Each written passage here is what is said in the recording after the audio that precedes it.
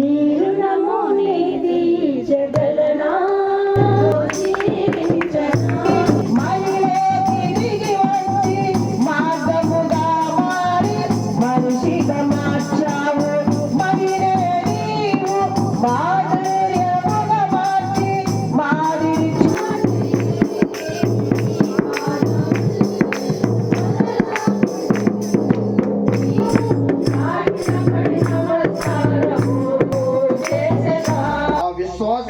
మనం ఎందుకు కూడా చల్లారిన స్థితిలో ఉండకూడదండి. ఇప్పుడు అది చాలా భయంకరమైన మాట అండి.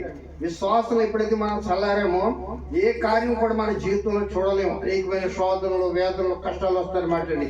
అది నువ్వు అచ్చగానే ఉండు, చల్లగానే ఉండు, నువ్వు వచ్చిన స్థితిలో ఉండవద్దని దేవుని వాక్యం చదివిస్తుంది అనమాట అండి. అందుకే ఇక్కడ మనం చూసినప్పుడు దేవుని యందు భయము, భక్తి కలిగి ఉన్నట్లయితే అంటున్నాడు, ఆ త్రోవ నడిచి వారందరూ ధన్యుడు. రెండు, భయం ఉండాలి, భక్తి ఉండాలి. మూడోదిగా ఆయన త్రోవలు నడిచే వారు ఉండాలి. ప్రజలాడాలి. ప్రభా ఈ కుటుంబం రావాలి స్తోత్రం. ఒక ప్రభా గ్రామానికి మాదిరికరంగా, సంఘానికి మాదిరికరంగా ఉన్నందుకు మీకు